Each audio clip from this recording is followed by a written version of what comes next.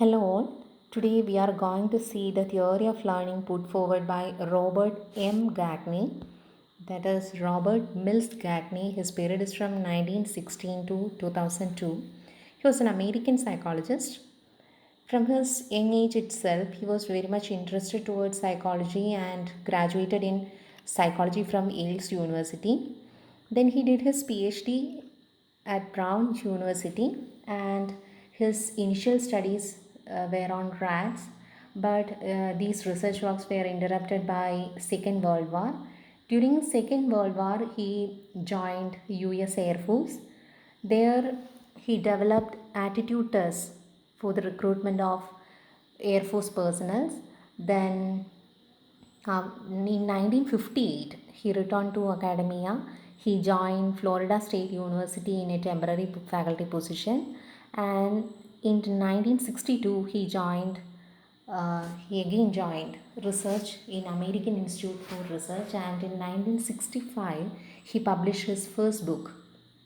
The title of the book was Conditions of Learning. In this book, he gave a detailed description about his ideas on learning, that is, learning in human beings itself, about the essential conditions of learning in human beings. That's all about a short description about Robert Mills Gagne. Let's move on to the theory in detail. ഗാഗ്നി മുന്നോട്ട് വെച്ച learning theory ഒരു eclectic അപ്രോച്ചാണ്. ബിഹേവിയറിസത്തിൽ നിന്ന് കൺസ്ട്രക്റ്റിവിസത്തിലേക്ക് ഒരു bridge പോലെ act ചെയ്യുന്ന ഒരു തിയറിയാണ് ഗാഗ്നിയുടെ theory of learning എന്ന് പറയുന്നത്. അതായത് ചില കമ്പോണൻസ് ബിഹേവിയറിസത്തിൻ്റെ ഉണ്ട്, ചില കമ്പോണൻറ്റ് കോഗ്നിറ്റിവിസത്തിൻ്റെ ഉണ്ട്. അങ്ങനെ ബിഹേവിയറിസത്തിൽ നിന്ന് കോഗ്നിറ്റിവിസത്തിലേക്കുള്ള ഒരു യാത്രയാണ് ഗാഗ്നിയുടെ ലേണിംഗ് തിയറി എന്ന് നമുക്ക് പറയാം. അപ്പോൾ ഇദ്ദേഹം ലേണിങ്ങിനെ ഡിഫൈൻ ചെയ്യുന്നത്, learning can be viewed as a capability which can be retained and which bring required changes in the ways of dispositions, and learning can be subjected to proper measurement എന്നാണ് അദ്ദേഹം പറയുന്നത്. നമുക്ക് ലേണിങ്ങിനെ മെഷർ ചെയ്യാനായിട്ട് സാധിക്കും. Learning ഒരു acquired tendency ആണ് എന്നാണ് ഗാഗ്നിയുടെ അഭിപ്രായം. ഗാഗ്നിയുടെ തിയറി പ്രധാനമായും 3 കാര്യങ്ങളെ ബേസ് ചെയ്തിട്ടാണ് വരുന്നത്, അല്ലെങ്കിൽ ഒരു 3 കമ്പോണൻസ് ആ തിയറിയിൽ പ്രധാനമായിട്ടും ഉണ്ട് എന്ന് നമുക്ക് പറയാം. ആദ്യത്തേതെന്ന് പറയുന്നത് ടാക്സോണമി ഓഫ് ലേണിംഗ് ഔട്ട്കംസ്, രണ്ടാമത്തേത് instructional events, third one is hierarchy of learning. ഇങ്ങനെ 3 കാര്യങ്ങളിലൂടെയാണ് ഗാഗ്നിയുടെ തിയറി മുന്നോട്ട് പോകുന്നത്. ആദ്യത്തേത് ഔട്ട്കംസ് ഓഫ് ലേണിംഗ്. ലേണിംഗ് ഔട്ട്കംസിനെ അദ്ദേഹം 5ആയിട്ടാണ് തരംതിരിച്ചിരിക്കുന്നത്. Verbal information, intellectual skills, cognitive strategies, motor skills and attitudes. Verbal information എന്ന് പറയുമ്പോൾ ഏതൊരു ലേണിംഗ് പ്രോസസ്സിലും വെർബലായ കുറേ കാര്യങ്ങൾ ലേണിംഗ് ഔട്ട്കമായിട്ട് വരും എന്നുള്ളതാണ് അദ്ദേഹം പറയുന്നത്. നമ്മളൊരു കാര്യം പഠിക്കുമ്പോൾ നമ്മൾ കേൾക്കുന്നതോ നമ്മൾ വായിക്കുന്നതോ ഒക്കെ ആയിട്ടുള്ള വെർബൽ ഇൻഫർമേഷൻ നമ്മൾ ഗെയിൻ ചെയ്യുന്നുണ്ട്. അങ്ങനെ വെർബലായ ഒരു ലേണിംഗ് ഔട്ട്കം ഒരാളുടെ ലേണിംഗ് പ്രോസസ്സിൽ ഉണ്ടാകും എന്നുള്ളതാണ്. രണ്ടാമത്തേത് പറയുന്നത് ലേണിങ്ങിൽ അസോസിയേറ്റ് ചെയ്ത് വരുന്ന ഇൻ്റലക്ച്വൽ സ്കിൽസാണ്. നമുക്കറിയാം, പഠനം എന്ന് പറയുന്ന പ്രോസസ്സിലൂടെ നമ്മൾ കടന്നു പോകുമ്പോൾ നമ്മളുടെ ബുദ്ധിയിൽ ചില വികാസങ്ങൾ സംഭവിക്കും. ഇൻ്റലക്ച്വൽ സ്കിൽസ് നമ്മൾ കുറേ അറ്റൈൻ ചെയ്യുന്നുണ്ട്. അങ്ങനെ ലേണിംഗ് പ്രോസസ്സിലൂടെ കടന്നു പോകുമ്പോൾ ഔട്ട്കമായി ഇൻ്റലക്ച്വൽ സ്കിൽസ് ഒരു വ്യക്തിയിൽ ഉണ്ടാകും. മൂന്നാമത്തേത്, പഠനം നടക്കുന്ന സമയത്ത് നമ്മൾ ചില കോഗ്നിറ്റീവ് സ്ട്രാറ്റജീസിലൂടെ കടന്നു പോകും. ഓരോ പഠനത്തിനും ഓരോ തരത്തിലുള്ള കോഗ്നിറ്റീവ് സ്ട്രാറ്റജി ആയിരിക്കും നമ്മൾ സ്വീകരിക്കുക. ഇപ്പോൾ സൈക്കിൾ പഠിക്കുമ്പോൾ നമ്മളെടുത്ത കോഗ്നിറ്റീവ് സ്ട്രാറ്റജി ആയിരിക്കില്ല ഇംഗ്ലീഷ് പഠിക്കുമ്പോൾ നമ്മളെടുക്കുന്നത്. അതായിരിക്കില്ല ഒരു പിയാനോ വായിക്കാനായിട്ട് നമ്മൾ പഠിക്കുമ്പോൾ എടുക്കുന്നത്. അപ്പോൾ ലേണിംഗ് മാറുന്നതിനനുസരിച്ച് അതുമായി അസോസിയേറ്റ് ചെയ്തിരിക്കുന്ന കോഗ്നിറ്റീവ് സ്ട്രാറ്റജീസ് മാറും. അപ്പോൾ ഒരാൾ ഒരു പഠന പ്രവർത്തനത്തിലൂടെ അല്ലെങ്കിൽ ആ പഠന പ്രക്രിയയിലൂടെ കടന്നു പോകുമ്പോൾ അയാൾ കുറേ കോഗ്നിറ്റീവ് സ്ട്രാറ്റജീസും കൂടി അക്വയർ ചെയ്യും. അവിടെ കോഗ്നിറ്റീവ് സ്ട്രാറ്റജീസ് ഒരു ലേണിംഗ് ഔട്ട്കമായി ആ വ്യക്തിയിൽ ഉണ്ടാവും. അതേപോലെ തന്നെയാണ് മോട്ടോർ സ്കിൽസ്. പഠനത്തിൻ്റെ ഫലമായി നമ്മളിൽ ചില മോട്ടോർ എബിലിറ്റീസ്, ആക്ഷൻ ഓറിയൻറ്റഡ് ആയിട്ടുള്ള മോട്ടോർ എബിലിറ്റീസ്, മോട്ടോർ സ്കിൽസ് നമ്മൾ അക്വയർ ചെയ്യും. അതേപോലെ ലേണിങ്ങിൻ്റെ ഏറ്റവും ഇമ്പോർട്ടൻ്റ് ആയിട്ടുള്ള അല്ലെങ്കിൽ ഏറ്റവും ഹയസ്റ്റ് ആയിട്ടുള്ള ഒരു കാര്യമാണ് ആറ്റിറ്റ്യൂഡ് ഡെവലപ്പ് ചെയ്യുക എന്നുള്ളത്. അപ്പോൾ ലേണിങ്ങിൻ്റെ ഫലമായി ഒരു വ്യക്തിയിൽ ആറ്റിറ്റ്യൂഡ് ഡെവലപ്പ് ചെയ്യും.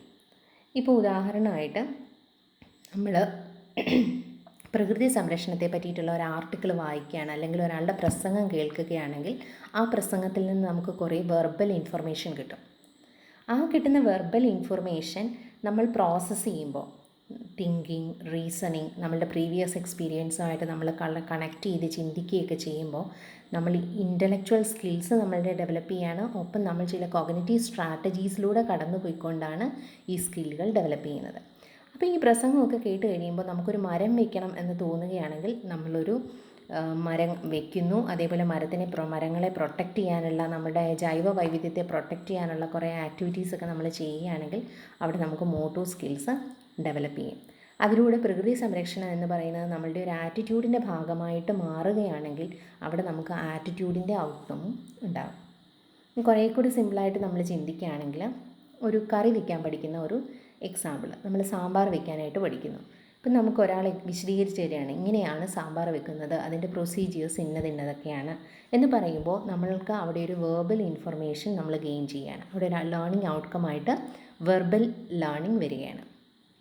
പിന്നീട് എന്താണ്, നമ്മൾ ഇൻ്റലക്ച്വൽ സ്കില്ലുകൾ നമ്മളുടെ ഡെവലപ്പ് ചെയ്യുക. അവിടെ മെമ്മറി വേണം. ഫസ്റ്റ് സ്റ്റെപ്പ് ഇന്നതാണ്, സെക്കൻഡ് സ്റ്റെപ്പ് ഇന്നതാണ്, ഇന്ന സാധനങ്ങളാണ് അതിൽ ചേർക്കേണ്ടുന്നത് എന്നുള്ള ആ ഒരു മെമ്മറി എന്ന് പറയുന്ന ഒരു കാര്യം അവിടെ വരും.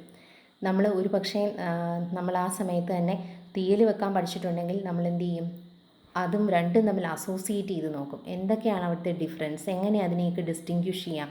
അവിടെ കുറേ കോഗ്നിറ്റീവ് സ്ട്രാറ്റജീസിലൂടെ നമ്മൾ കടന്നു പോകും. അത് കഴിഞ്ഞ് നമ്മൾ ഈ ഒരു സ്പെഷ്യൽ ഡിഷ്, അതായത് ഈ സാമ്പാർ വയ്ക്കുമ്പോൾ മോട്ടോർ സ്കിൽസാണ് നമ്മളവിടെ ഉപയോഗിക്കുന്നത്. ഇനി അത് ടേസ്റ്റ് ചെയ്ത് നോക്കി ഒരാൾ നല്ലതാണ് എന്ന് പറഞ്ഞു കഴിയുമ്പോൾ നമുക്ക് ഇനിയും പുതിയ ഡിഷസ് പഠിക്കാനും ചെയ്യാനും കുക്കിങ്ങിനോടൊരു പോസിറ്റീവ് ആറ്റിറ്റ്യൂഡ് അവിടെ ഡെവലപ്പ് ചെയ്യും. അപ്പോൾ ഇങ്ങനെ ഒരു ലേണിംഗ് പ്രോസസ്സ് എന്ന് പറയുമ്പോൾ അത് ഏത് ലേണിംഗ് പ്രോസസ്സ് ആയാലും, അതൊരു സിമ്പിൾ ടു കോംപ്ലക്സ് ഏത് ലേണിംഗ് പ്രോസസ്സ് ആയാലും നമ്മൾ അവിടെ ഇങ്ങനെ 5 ലേണിംഗ് ഔട്ട്കംസ് ഉണ്ടാകാം എന്നുള്ളതാണ് ഗാഗ്നെ പറയുന്നത്. അപ്പോൾ ഗാഗ്നയുടെ തിയറിയിൽ 3 കമ്പോണൻറ്റ്സ്, അതിൽ ടാക്സോണമി ഓഫ് ലേണിംഗ് ഔട്ട്കംസ് നമ്മൾ കണ്ടു.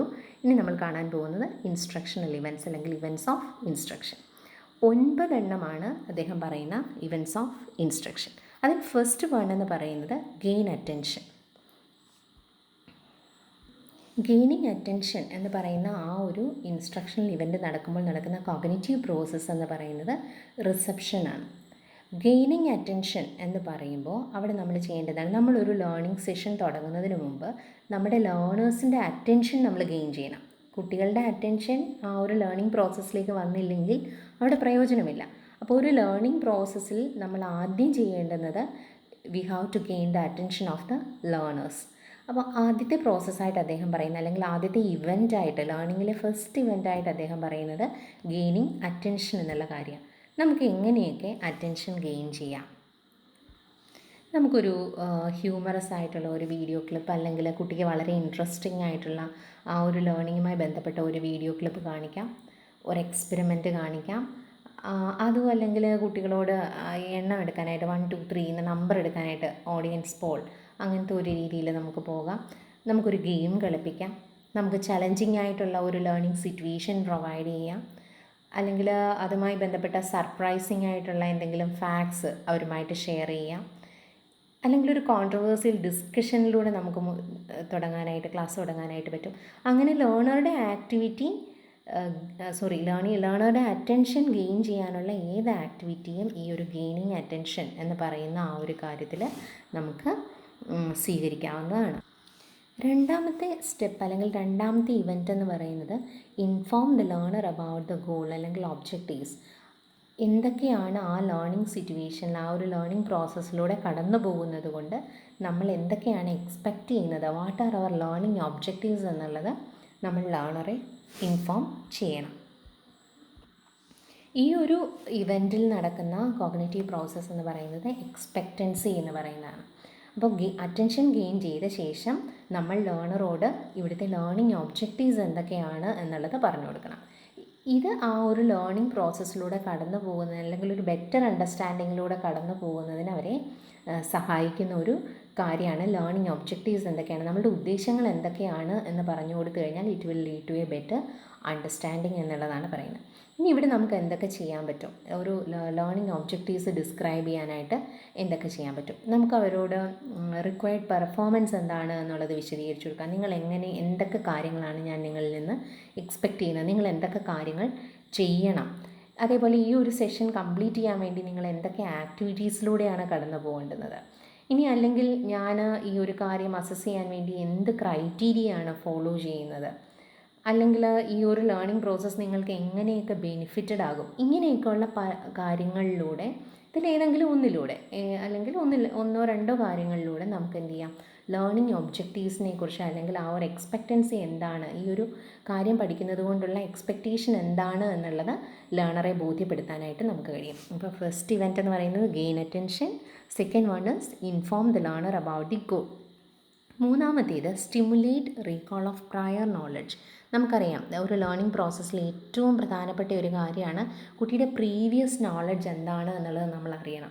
ആ പ്രീവിയസ് നോളജിനെ ബേസ് ചെയ്തുകൊണ്ടാണ് നമ്മൾ പുതിയ നോളജ് കുട്ടിക്ക് പ്രൊവൈഡ് ചെയ്യുന്നത്, അല്ലെങ്കിൽ പുതിയ ലേണിംഗ് നമ്മൾ പ്രൊവൈഡ് ചെയ്യുന്നത്. അപ്പോൾ അതുകൊണ്ട് we have to stimulate recall of prior knowledge. ഇവിടെ നടക്കുന്ന കോഗ്നിറ്റീവ് പ്രോസസ്സ് എന്ന് പറയുന്നത് റിട്രീവലാണ്. കുട്ടി എന്ത് ചെയ്യാണ്, പ്രീവിയസ് നോളജിനെ മെമ്മറിയിൽ നിന്ന് റിട്രീവ് ചെയ്തെടുക്കുന്നു. അപ്പോൾ അവർക്ക് എന്തിനൊക്കെ അത് സഹായകമാകും, പുതിയ ഇൻഫർമേഷനെ പഴയ ഇൻഫർമേഷനുമായി റിലേറ്റ് ചെയ്യാനായിട്ട് സഹായകമാണ്. അതായത് ഓൾറെഡി എക്സ്പീരിയൻസ് ചെയ്തിരിക്കുന്ന ലേണിങ്ങുമായിട്ട് ന്യൂ ലേണിങ്ങിനെ അസോസിയേറ്റ് ചെയ്യാനായിട്ട് ലേണറെ ഈ ഒരു കാര്യം ഹെൽപ്പ് ചെയ്യും.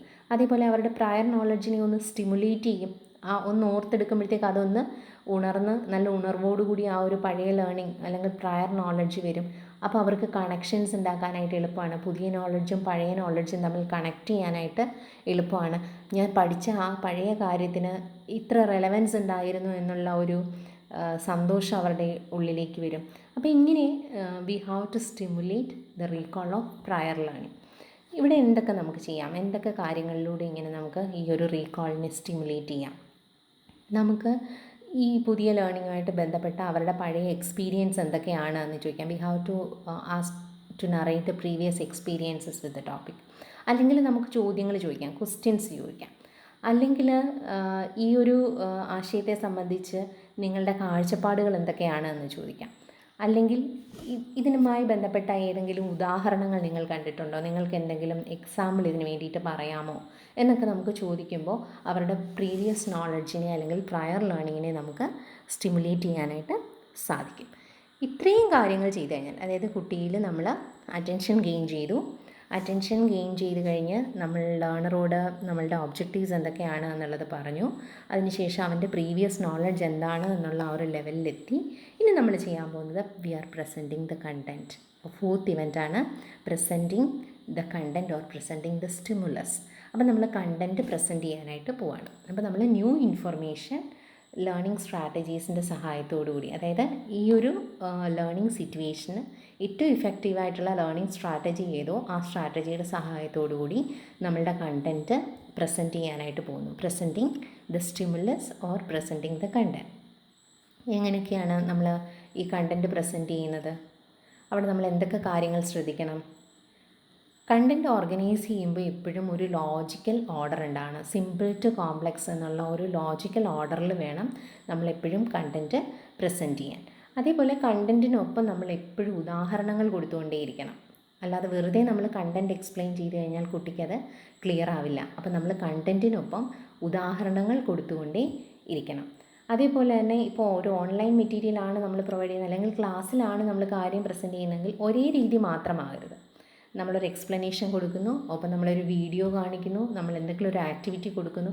അങ്ങനെ വെറൈറ്റി ഓഫ് ആക്ടിവിറ്റീസിലൂടെ അല്ലെങ്കിൽ വെറൈറ്റി ഓഫ് സ്റ്റിമുലസുകൾ നമ്മൾ കൊടുത്തുകൊണ്ടേയിരിക്കണം. കാരണം കുട്ടിയുടെ സെൻസ് ഓർഗൻസിനെ സ്റ്റിമുലേറ്റ് ചെയ്യാൻ പറ്റുന്ന എല്ലാ കാര്യങ്ങളും നമ്മൾ നമ്മളുടെ ആ ഒരു കണ്ടൻറ്റ് പ്രസൻറ്റേഷനകത്ത് കൊടുത്തുകൊണ്ടേ ഇരിക്കണം. അപ്പോൾ വെറൈറ്റി ഓഫ് അപ്രോച്ചസ് ഉണ്ടാവണം. അതേപോലെ വെറൈറ്റി ഓഫ് സ്റ്റിമുലസ് നമ്മൾ പ്രസൻറ്റ് ചെയ്യാനായിട്ട് ശ്രദ്ധിക്കേണ്ടതാണ്. ഇനി കണ്ടൻറ്റ് പ്രസൻറ്റ് ചെയ്ത് കഴിഞ്ഞ് കഴിഞ്ഞാൽ we have to provide guidance for learning. എങ്ങനെയാണ് ആ ഒരു പ്രോസസ്സിലൂടെ കടന്നു പോകേണ്ടത് എന്നുള്ള ഒരു ഗൈഡൻസ് നമ്മൾ കൊടുക്കണം. ഇവിടെ നടക്കുന്ന കോഗ്നിറ്റീവ് പ്രോസസ്സ് എന്ന് പറയുന്നത് സെമാൻറ്റിക് എൻകോഡിംഗ് ആണ്. നമ്മൾ കൊടുക്കുന്ന ഇൻഫർമേഷനെ കുട്ടി കോഡ് ചെയ്യുകയാണ്, കുട്ടിയുടെ കോഗ്നിറ്റീവ് സ്ട്രക്ചറിലേക്ക് കോഡ് ചെയ്യാണ്. അപ്പോൾ ഗൈഡൻസ് കൊടുക്കുന്നത് ഒരു കോച്ചിങ് പോലെയാണ്. How to learn the skill, നമ്മളവിടെ ഉദ്ദേശിക്കുന്ന സ്കില്ലുകൾ അല്ലെങ്കിൽ നോളജ് എങ്ങനെ അക്വയർ ചെയ്യാം എന്നുള്ളതിനുള്ള ഒരു ഗൈഡൻസാണ്. നമ്മൾ നേരത്തെ കുറച്ച് ലേണിംഗ് ഒബ്ജക്റ്റീവ്സ് പറഞ്ഞു വെച്ചു. ആ ലേണിംഗ് ഒബ്ജക്റ്റീവ്സ് എങ്ങനെ സാധ്യമാകണം എന്നുള്ളത് കുട്ടിക്ക് പ്രോപ്പർ ഗൈഡൻസ് കൊടുത്തെങ്കിൽ മാത്രമേ അത് സാധിക്കുകയുള്ളൂ. അപ്പം നമ്മൾ കുട്ടിക്ക് പ്രോപ്പറായിട്ടുള്ള ഗൈഡൻസ് കൊടുക്കണം. ഇവിടെ നമുക്ക് പല കാര്യങ്ങൾ ചെയ്യാം. കൺസെപ്റ്റ് മാപ്പ് ഉപയോഗിക്കാം. ഇപ്പോൾ അസോസിയേഷനൊക്കെയാണ് നമ്മൾ ഉദ്ദേശിക്കുന്നതെങ്കിൽ നമുക്ക് കൺസെപ്റ്റ് മാപ്പുകൾ ഉപയോഗിക്കാം. ഇപ്പോൾ നമ്മൾ കാലങ്ങൾ പഠിപ്പിക്കുന്നു ലാംഗ്വേജിൽ, അപ്പോൾ present tense, past tense, future tense, അവിടെ നമുക്ക് കൺസെപ്റ്റ് മാപ്പ് ഉപയോഗിച്ചിട്ട് ആ ഒരു അസോസിയേഷൻ നമുക്ക് കാണിക്കാനായിട്ട് സാധിക്കും. ഇല്ലെങ്കിൽ നമ്മൾ വേറെ ഏതെങ്കിലും ഇപ്പോൾ മെക്കാനിക്കൽ എനർജിയെ പറ്റി പഠിപ്പിക്കുന്നു, അവിടെ നമുക്ക് എന്ത് ചെയ്യാം, കൈനറ്റിക് എനർജി, പൊട്ടൻഷ്യൽ എനർജി തുടങ്ങിയതൊക്കെ നമുക്ക് കൺസെപ്റ്റ് മാപ്പിൻ്റെ സഹായത്തോടു കൂടി പഠിപ്പിക്കാം. അതേപോലെ തന്നെ ന്യൂമോണിക്സ്, നമ്മൾ മെമ്മറിയിൽ പഠിച്ച കാര്യമാണ് ന്യൂമോണിക്സ്. കറക്റ്റായിട്ട് ആ ലേണിംഗ് നടക്കാൻ വേണ്ടിയിട്ട് നമുക്ക് ന്യൂമോണിക്സിനെ ഉപയോഗപ്പെടുത്താം. നമ്മൾ കേട്ടിട്ടുണ്ട് ആനോടെന്ന് പറയാനായിട്ട് ആന പോസ്റ്റേ കയറി എന്നൊരു ന്യൂമോണിക് നമ്മൾ ഉപയോഗിക്കും. ആനോട് പോസിറ്റീവാണ് എന്നുള്ളത് കുട്ടിയെ ഓർത്തിരുത്താൻ വേണ്ടിയിട്ട്, ഓർമ്മിപ്പിക്കാൻ വേണ്ടിയിട്ട്. അപ്പോൾ അങ്ങനെ ന്യൂമോണിക്സിൻ്റെ സഹായത്തോടു കൂടി നമുക്ക് ലേണിംഗ് ഗൈഡൻസ് കൊടുക്കാം. അതേപോലെ റോൾ പ്ലേയിങ്, വിഷ്വലൈസേഷൻ, അതിൻ്റെ ആപ്ലിക്കേഷൻസൊക്കെ നമ്മൾ കൊടുത്ത കണ്ടൻറ്റിൻ്റെ ആപ്ലിക്കേഷൻസൊക്കെ കൊടുക്കുക, കേസ് സ്റ്റഡീസ്, ഇതിലൂടെ അനലോഗീസ്, ഗ്രാഫിക്സ്, വിഷ്വൽ അസോസിയേഷൻസ്, ഇതിലൂടെയൊക്കെ നമുക്ക് എന്ത് ചെയ്യാൻ പറ്റും, ആ ഒരു ഗൈഡൻസ്, പ്രോപ്പറായിട്ടുള്ള ആ ഒരു ഗൈഡൻസ് നമുക്ക് കൊടുക്കാനായിട്ട് സാധിക്കും. ഇനി നമ്മൾ കണ്ടൻറ്റ് കൊടുത്തു, കുട്ടിക്ക് വേണ്ട ഗൈഡൻസ് കൊടുത്തു.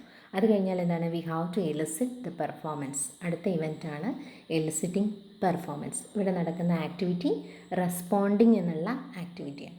അപ്പോൾ ലേണർ എന്ത് ചെയ്യും, ലേണർ പുതുതായി അക്വയർ ചെയ്ത ബിഹേവിയർ, സ്കിൽ, നോളജ് ഇതൊക്കെ വെച്ചിട്ട് ചില കാര്യങ്ങളൊക്കെ ചെയ്യും. The learner do something with the newly acquired behaviour, skills or knowledge. അങ്ങനെ അവൻ പ്രാക്ടീസ് ചെയ്യും. അത് പ്രാക്ടീസ് ചെയ്യുന്നു, അവൻ ആക്റ്റീവായിട്ട് ആ ഒരു ലേണിംഗ് പ്രോസസ്സിലൂടെ കടന്നു പോകുന്നു. ആൻഡ് ഇതവനെ പുതിയ ഇൻഫർമേഷൻ അല്ലെങ്കിൽ സ്കില്ലൊക്കെ ഇൻറ്റേർണലൈസ് ചെയ്യാനായിട്ട് ഹെൽപ്പ് ചെയ്യുന്നു. ഇതൊക്കെയാണ് ഈ ഒരു എലിസിറ്റിംഗ് പെർഫോമൻസ് എന്ന് പറയുന്ന ആ ഒരു ഇവൻറ്റിൽ നടക്കുക. ഇവിടെ എങ്ങനെയൊക്കെ നമുക്ക് ലേണറെ ഇതിലേക്ക് അസോസിയേറ്റ് ചെയ്യാനായിട്ട് എന്തൊക്കെ ആക്ടിവിറ്റീസ് നമുക്ക് പ്രൊവൈഡ് ചെയ്യാം.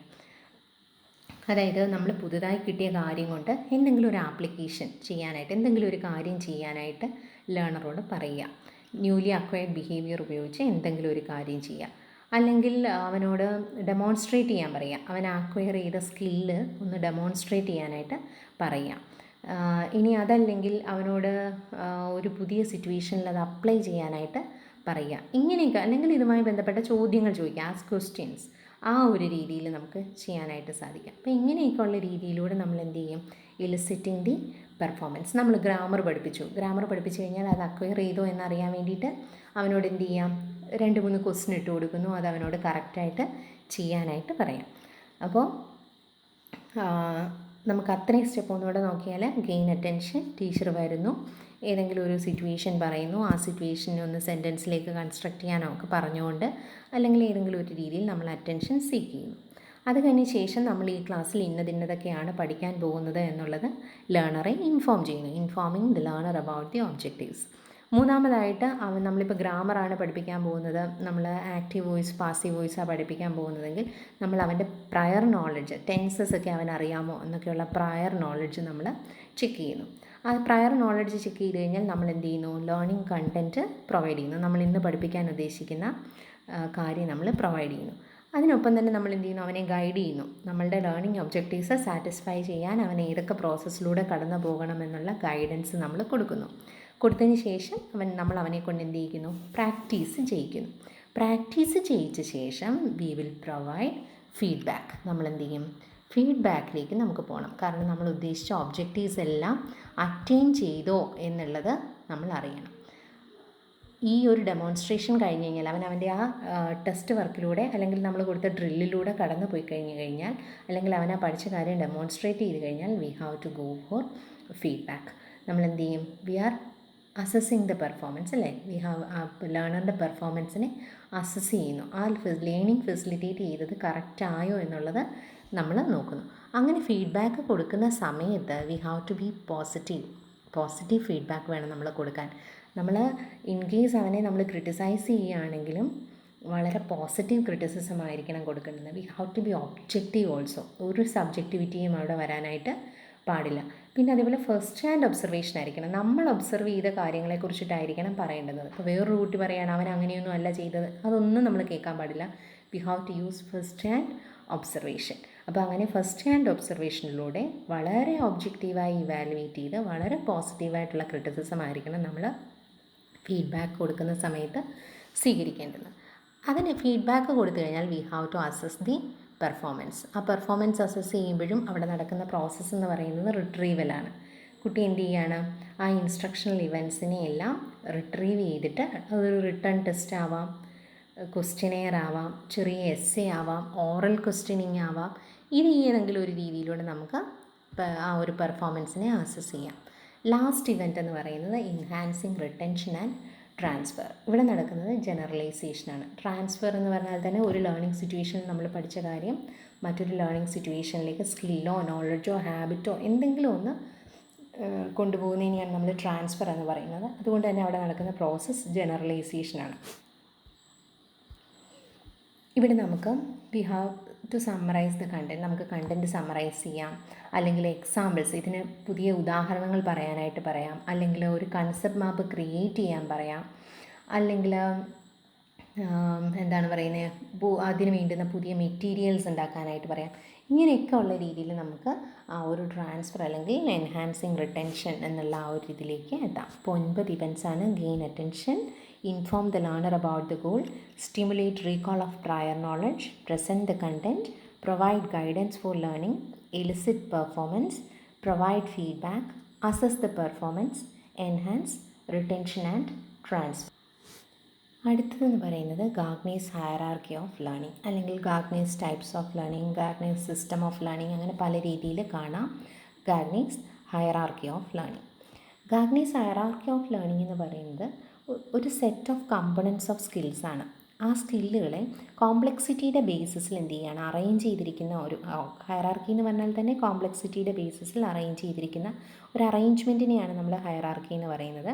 ഇവിടുത്തെ അറേഞ്ച്മെൻ്റ് എന്ന് പറയുന്നത് ആ ഒരു കോംപ്ലക്സിറ്റിയുടെ ബേസിസിലാണ്, ലേണിങ്ങിൻ്റെ കോംപ്ലക്സിറ്റിയുടെ ബേസിസിലാണ് ഈ ഒരു അറേഞ്ച്മെൻറ്റ് നടത്തിയിരിക്കുന്നത്. ഇത് ലോവർ ലെവലിൽ നിന്ന് ഹയർ ലെവലിലേക്കാണ് ആ ഒരു അറേഞ്ച്മെൻറ്റ്. 8 ലെവലിലാണ് ലേണിങ്ങിനെ അറേഞ്ച് ചെയ്തിരിക്കുന്നത്. അതിൽ 4 ബിഹേവിയറൽ ആസ്പെക്റ്റും 4 കോഗ്നിറ്റീവ് ആസ്പെക്റ്റുമാണ്. ഇപ്പോൾ ക്ലിയർ ആയി കാണും. എക്ലക്റ്റിക് അപ്രോച്ച് എന്ന് പറഞ്ഞത് എന്തുകൊണ്ടാണ്, 8 ടൈപ്സ് ഓഫ് ലേണിങ്ങിൽ അല്ലെങ്കിൽ 8 ലെവൽസ് ഓഫ് ലേണിങ്ങിൽ 4 ബിഹേവിയറിസ്റ്റ് പേഴ്സ്പെക്റ്റീവിലും 4 കോഗ്നിറ്റീവ് പേഴ്സ്പെക്റ്റീവിലുമാണ് അദ്ദേഹം ഡിഫൈൻ ചെയ്തിരിക്കുന്നത്.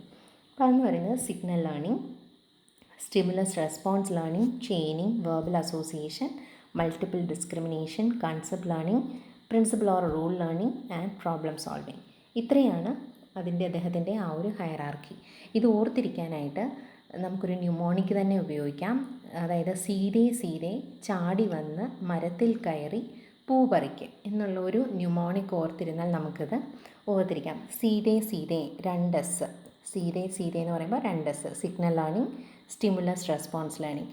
ചാടി വന്ന് ചെയിനിങ്, ചാടുക എന്നുള്ള ചെയിനിങ്, വന്ന് വെർബൽ അസോസിയേഷൻ, മരത്തിൽ മൾട്ടിപ്പിൾ ഡിസ്ക്രിമിനേഷൻ, കയറി കൺസെപ്റ്റ് ലേണിംഗ്, പൂ പ്രിൻസിപ്പിൾ ഓർ റൂൾ ലേണിംഗ്, പറിക്കുക എന്ന് പറയുമ്പോൾ പ്രോബ്ലം സോൾവിങ്. അങ്ങനെ സീതേ ചാടി വന്ന് മരത്തിൽ കയറി പൂ പറിക്കുക. സീത മരത്തിൽ കയറിയില്ലെങ്കിൽ പ്രശ്നമാവും, നമ്മളുടെ ഓർഡർ തെറ്റും. അതുകൊണ്ട് അത് കൃത്യമായി ഓർത്തിരിക്കണം. സീതേ ചാടി വന്ന് മരത്തിൽ കയറി പൂ പറിക്കുക എന്ന് പറയുമ്പോൾ നമുക്ക് ആ 8 ലെവലുകൾ കിട്ടുകയാണ്. ഓരോന്നും എന്താണെന്ന് നോക്കാം. ഇപ്പോൾ ഇവിടെ തന്നെ അറിയാം, ഒരു കോംപ്ലക്സിറ്റിയുടെ ബേസിസിലാണ് അറേഞ്ച് ചെയ്തിരിക്കുന്നതെന്നാണ് ഈ ഡയഗ്രമാറ്റിക് റെപ്രസെൻറ്റേഷനിലൂടെ പറയുന്നത്. ഏറ്റവും ബേസിക്കിൽ സിഗ്നൽ ലേണിംഗിലേക്കും ഏറ്റവും ഹയസ്റ്റിൽ പ്രോബ്ലം സോൾവിങ്. അതിൽ signal learning, stimulus response learning, chaining, verbal association, ഈ 4 ബിഹേവിയറൽ ആസ്പെക്റ്റിലും അതേപോലെ തന്നെ multiple discrimination, concept learning, rule learning, problem solving, ഈ 4 കോഗ്നിറ്റീവ് ആസ്പെക്റ്റിലുമാണ് വരുന്നത്. മുകളിലോട്ട് പോകുന്തോറും കോംപ്ലക്സിറ്റി കൂടുകയാണ്. അതായത് കോംപ്ലക്സിറ്റി ഏറ്റവും കുറവ് സിഗ്നൽ ലേണിങ്ങിനും കോംപ്ലക്സിറ്റി ഏറ്റവും കൂടുതൽ പ്രോബ്ലം സോൾവിങ്ങിനാണ്. ഇവിടെ വരുമ്പോൾ ഒരു കാര്യം പ്രത്യേകം ശ്രദ്ധിക്കണം. ഇവിടെ സിഗ്നൽ ലേണിംഗ് എന്ന് പറയുന്നത് നമ്മൾ നേരത്തെ പഠിച്ച ക്ലാസിക്കൽ കണ്ടീഷനിങ് ആണ്. അവിടെ നമ്മൾ SR കണ്ടീഷനിങ് എന്നാണ് പറഞ്ഞത്. പക്ഷേ ഇവിടെ എന്താണ്, സിഗ്നൽ ലേണിംഗ് എന്നാണ് അദ്ദേഹം പറയുന്നത്. ഇതെന്ന് പറയുന്നത് ക്ലാസിക്കൽ കണ്ടീഷനിങ് ആണ്. ഏറ്റവും സിംപ്ലസ്റ്റ് ഫോം ഓഫ് ലേണിംഗ് ആയിട്ടാണ് അദ്ദേഹം സിഗ്നൽ ലേണിങ്ങിനെ പറയുന്നത്. നമ്മളുടെ പാവ്ലോവിൻ്റെ ഡോഗ് സിഗ്നലിനോട് റെസ്പോണ്ട് ചെയ്ത ആ ഒരു രീതിയാണ് സിഗ്നൽ ലേണിംഗ്. അതായത് ഒരു സിഗ്നലിനോട് നമ്മൾ റെസ്പോണ്ട് ചെയ്യുന്നു. ഫുഡ് കാണുന്നു, സലൈവേഷൻ ഉണ്ടാകുന്നു. ചൂടുള്ള ഒരു വസ്തുവിൽ തട്ടുന്നു, നമ്മൾ കൈ വലിക്കുന്നു. അങ്ങനെ സ്റ്റിമുലസ് കാണുമ്പോൾ നമ്മൾ റെസ്പോണ്ട് ചെയ്യുന്നു. റെഡ് ലൈറ്റ് കണ്ടു, നമ്മൾ വണ്ടി നിർത്തി. അപ്പോൾ അങ്ങനെ സ്റ്റിമുലസിനോട് റെസ്പോണ്ട് ചെയ്യുന്ന ലേണിങ്ങിനെയാണ് സിഗ്നൽ ലേണിംഗ് എന്ന് പറയുന്നത്. രണ്ടാമത്തേത് അത് തന്നെ ഇതൊരു ഇൻവോളണ്ടറി ലേണിംഗ് ആണ്. ഇതൊരു വലിയ ബോധ്യമൊന്നുമില്ല. ചൂട് തട്ടി അയ്യോ ചൂടാണ് എന്നൊന്നും ഓർക്കുന്നില്ല. ചൂടുള്ള സാധനത്തിലേക്ക് തൊടുമ്പോഴേ നമ്മൾ കൈ വലിക്കുകയാണ് ചെയ്യുന്നത്. അപ്പോൾ it is an involuntary learning. Usually ഒരു ഇമോഷണൽ റെസ്പോൺസ് ആയിരിക്കും അവിടെ അസോസിയേറ്റ് ചെയ്ത് വരുന്നത്. അപ്പോൾ നമ്മൾ എന്തെങ്കിലും ഒരിക്കൽ വിളക്കിൽ തൊടുത്തപ്പോൾ നമ്മുടെ കൈ പൊള്ളിയത് കൊണ്ടാണ് നമ്മൾ എന്ത് ചെയ്യുന്നത്, വിളക്കിൻ്റെ അടുത്തോട്ട് അല്ലെങ്കിൽ തീയുടെ അടുത്തോട്ട് നമ്മുടെ കൈ പോകുമ്പോഴേ നമ്മൾ വലിക്കുന്നത്. അപ്പോൾ we are condition to emit a desired response. നമ്മൾ കണ്ടീഷൻഡ് ആയിരിക്കുകയാണ് ആ ഒരു റെസ്പോൺസുമായിട്ട്. രണ്ടാമത്തേത് സ്റ്റിമുലസ് റെസ്പോൺസ് ലേണിംഗ്. SR ആണ് നമ്മൾ പഠിച്ച ക്ലാസിക്കൽ കണ്ടീഷനിങ്ങിലെ SR ആണിതെന്ന് ഓർക്കരുത്. ഇത് ഓപ്പറാൻഡ് കണ്ടീഷനിങ് ആണ്. ഇവിടെ learner learn to respond precisely to a precise stimulus and his response is voluntary and physical. ഇവിടെ ഓപ്പറാൻഡ് കണ്ടീഷനിങ് ആണ് ഈ ഒരു സ്റ്റിമുലസ് റെസ്പോൺസ് ലേണിങ്ങിനകത്ത് വരുന്നത്. സ്കിന്നറുടെ തിയറി തന്നെയാണ് അതിനെ ബേസ് ചെയ്തുകൊണ്ട് തന്നെയാണ് ഇത് വരുന്നത്. അപ്പോൾ റീഇൻഫോഴ്സ്മെൻറ്റിലൂടെ നമുക്ക് എന്ത് ചെയ്യാൻ പറ്റും, ഇത് റെസ്പോൺസ് പ്രൊമോട്ട് ചെയ്യാൻ പറ്റും എന്നുള്ളതാണ് ഈ ഒരു സ്റ്റിമുലസ് റെസ്പോൺസ് ലേണിങ്ങിൽ അദ്ദേഹം പറയുന്നത്. മൂന്നാമത്തേത് ചെയിനിങ്. സ്റ്റിമുലസ് റെസ്പോൺസിൽ ഒരു സ്റ്റിമുലസിനോട് ഒരു റെസ്പോൺസ് ചേഞ്ച് ചെയ്യാനാണ്. ഒറ്റ കണക്ഷൻ ആണെങ്കിൽ ഇവിടെ ഒന്നിലധികം ആക്ടിവിറ്റീസ് അവിടെ വരുന്നുണ്ട്. ഒരു ചെയിൻ പോലെ SR കണക്ഷൻസ് വർക്ക് ചെയ്യുന്നതിനെയാണ് ചെയിനിങ് എന്ന് പറയുന്നത്. പ്രീവിയസ്ലി ലേൺഡ് SR അസോസിയേഷൻസ് ഒരു പ്രിസ്ക്രൈബ്ഡ് ഓർഡറിൽ ചെയിൻ ചെയ്ത് ഒരു മോട്ടോർ ചെയിനിങ് നടക്കുന്നതാണ് ചെയിനിങ് എന്ന് പറയുന്നത്. ഇപ്പോൾ ഉദാഹരണമായിട്ട് നമ്മളൊരു പൂട്ട് തുറക്കാൻ പഠിക്കുന്നു. പൂട്ട് തുറക്കാനായിട്ട് പഠിക്കുമ്പോൾ കുറേ ആക്ടിവിറ്റീസ് ഉണ്ട്. താക്കോൽ എടുക്കണം, കൃത്യമായി താക്കോൽ പഴുതിലിടണം, അത് ഇടത്തോട്ടാണോ വലത്തോട്ടാണോ എന്നുള്ളത് അറിയണം. ഇങ്ങനെ നമ്മൾ കുറേ കാര്യങ്ങൾ ബേസ് ചെയ്തുകൊണ്ടാണ് ഈ ഒരു ചെയിനിങ് എന്ന് പറയുന്ന പ്രോസസ്സിലേക്ക് പോകുന്നത്. ഇദ്ദേഹം ഗാഗ്നി പറയുന്ന എക്സാമ്പിൾ ഡോളിനെ കാണുമ്പോൾ തന്നെ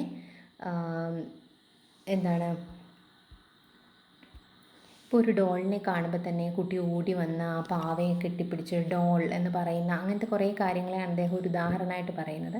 പക്ഷേ അതിനേക്കാൾ കൂടുതൽ മോട്ടോർ ചെയിനിങ് ആണ് കുറച്ചുകൂടെ നല്ലതെന്ന് തോന്നുന്നു. ഒരു ബൈസൈക്കിൾ ഓടിക്കാൻ പഠിക്കുന്നത് അല്ലെങ്കിൽ ഒരു പിയാനോ വായിക്കാൻ പഠിക്കുന്നത്, ഇതിനെയൊക്കെ നമുക്ക് ചെയിനിങ്ങിനകത്ത് പറയാനായിട്ട് സാധിക്കും. അടുത്തത് എന്ന് പറയുന്നത് വെർബൽ അസോസിയേഷനാണ്. അതായത് ലേണിംഗ് ഓഫ് വെർബൽ ചെയിൻസ്, വാക്കുകൾ കൂട്ടിച്ചേർത്ത് സെൻറ്റൻസുകളാക്കാനായിട്ടൊക്കെ നമ്മൾ പഠിക്കുന്ന ആ ഒരു രീതിയാണ് വെർബൽ അസോസിയേഷൻ എന്ന് പറയുന്നത്.